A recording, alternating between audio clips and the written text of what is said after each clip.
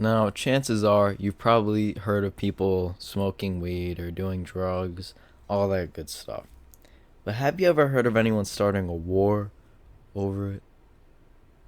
Well, that's what we're going to talk about today. So, it's the late 1830s, and Britain is getting pissed off with China because they basically threw their opium in the ocean, and Britain really needed opium to like trade and make money and stuff because opium's really addictive, and they wanted to like sell their opium to China.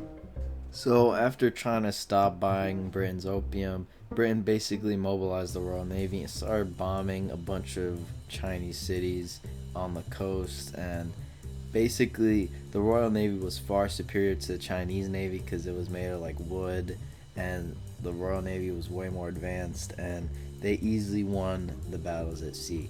Basically, China was like, okay, we could have a peaceful solution. You guys like defeat us a lot, and the British were like, okay. They waited a couple months. They never got any response, so they decided to go back to war.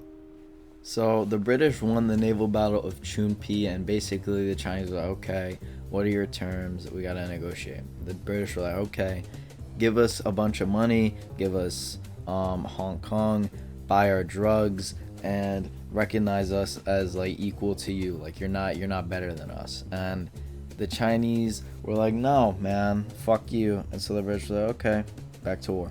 Now, British forces managed to defeat the Chinese at the Battle of Canton, and basically the Chinese had like 50,000 men, and British had like 6,000.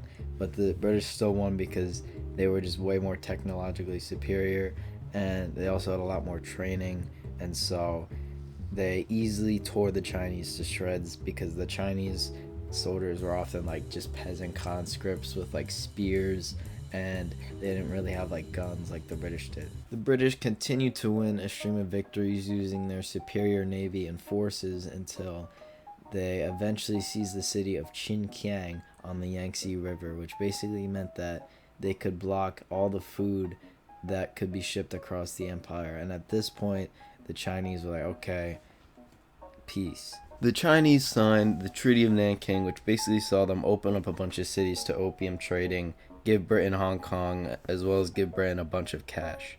The Chinese got absolutely nothing in return, and this basically marks the first point where Europeans realized that they could just exploit China however they really wanted to and kind of push them around. And this marks the beginning of what's known as the Century of Humiliation for China.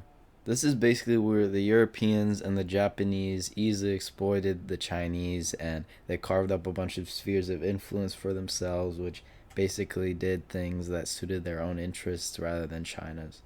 So the moral of the story is buy drugs or else we're gonna fucking enslave you and do all these bad things to you and humiliate you for a whole century.